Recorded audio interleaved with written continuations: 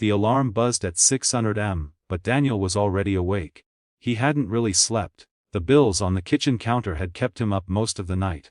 He rubbed his tired eyes, careful not to wake his 8-year-old daughter, Emma, still curled up on the couch under her favorite pink blanket. He poured himself black coffee, lukewarm from yesterday, then quietly packed Emma's lunch, a peanut butter sandwich, apple slices, and the last cookie from the jar. The sky outside was painted gray, threatening rain. Perfect, he thought. Just another day to survive. Daniel had been late twice that week. His boss at the cafe had warned him. One more time, and you're out. He couldn't afford to lose this job. Not when rent was overdue and Emma's field trip money was due tomorrow. By 7:30, he dropped Emma at school, kissed her forehead, and promised, "I'll be on time today." She smiled, believing him. But fate had other plans. On the way to work, Daniel noticed a car pulled over near the intersection. The hood was up, steam rising. A young pregnant woman stood beside it, panicked, her phone pressed to her ear. No one stopped. Cars just passed her by. Daniel hesitated for a split second. He looked at his watch. 7:54. If he stopped, he'd be late again. But his mother's words echoed in his head. Never walk past someone who needs help, Danny. Someday, kindness will come back to you. He pulled over.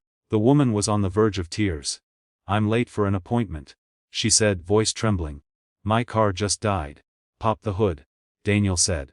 His hands were rough from years of work, but gentle as he checked the cables. It took 15 minutes, a cut finger, and a borrowed jumper cable from a nearby gas station, but the engine finally sputtered to life. Her relief was visible. "Thank you so much," she said.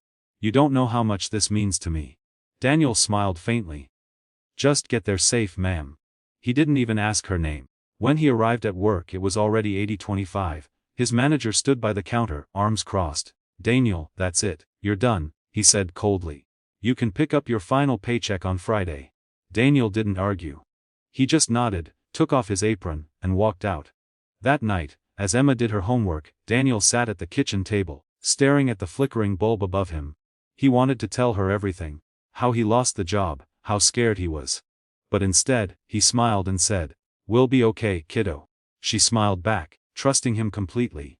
3 days later, Daniel received a call from an unknown number. "Mr. Hayes?" a woman's voice asked. "This is Amanda from Heartland Holdings. The CEO would like to meet you regarding a potential position." Daniel frowned. "There must be some mistake. I didn't apply anywhere."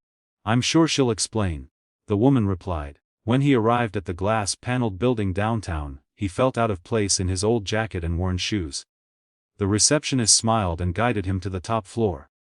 The elevator doors opened, revealing a spacious office with sunlight pouring in. Behind the desk stood the same woman. The one whose car he'd fixed.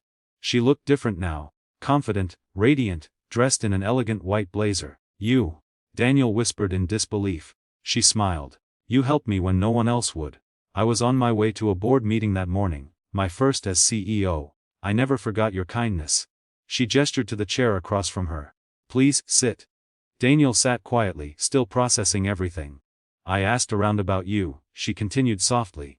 "Single father, hardworking, never missed a shift unless it was for your daughter. You lost your job that same day because you stopped to help me." Daniel's eyes lowered. "It's okay, I'd do it again," she smiled. "I know. And that's why I want you to work here, in our logistics department. Full benefits, better hours, more stability for you and your little girl." Daniel blinked hard, his throat tightening. I don't know what to say." "Just say yes," she said gently. "Sometimes, life gives back in the quietest ways." Outside the office, as he stepped into the sunlight, Daniel looked up at the sky. The same gray clouds now breaking open, light spilling through. He took a deep breath, feeling something he hadn't felt in months. Daniel walked out of the tall glass building, clutching the folder that held his new job offer. The city felt different that morning, brighter, warmer, alive. He looked at the reflection of himself in the glass door. Tired eyes, worn jacket, but a small, genuine smile that hadn't appeared in a long time. He stopped by Emma's school on the way home. When she saw him waiting by the gate earlier than usual, she ran toward him, her little backpack bouncing. "Daddy, you're home early," she said, wrapping her tiny arms around his waist. He lifted her up and smiled. "Guess what, sweetheart? Daddy got a new job. A real good one." Her eyes widened. Really? You did it, he nodded, trying to hold back the emotion swelling inside. Yeah. And you know why? Because sometimes when you help someone without expecting anything in return, the world finds a way to thank you. As they walked home, Daniel noticed people passing by. A delivery guy struggling with heavy boxes, an old lady waiting to cross the street. For the first time in a long while, he didn't just see strangers. He saw stories. People with battles, fears, and dreams, just like his own. The next morning, Daniel stood at the bus stop wearing his cleanest shirt and a hopeful heart. He bought 2 coffees from the cafe across the street. One for himself, and one for the security guard standing by the office doors. Long day ahead? Daniel asked, handing him the cup. The guard smiled in surprise. Yeah man, you have no idea. Daniel just nodded. Hang in there, it gets better. As he entered the company lobby, the same woman who had changed his life happened to pass by. Their eyes met briefly, and she smiled knowingly. A quiet acknowledgement that kindness had come full circle. And in that moment, Daniel realized something powerful. That real success isn't built on luck or timing. It's built on moments of compassion. The small choices to do what's right even when it costs you. Because in a world that often forgets kindness, being kind is the rarest strength of all.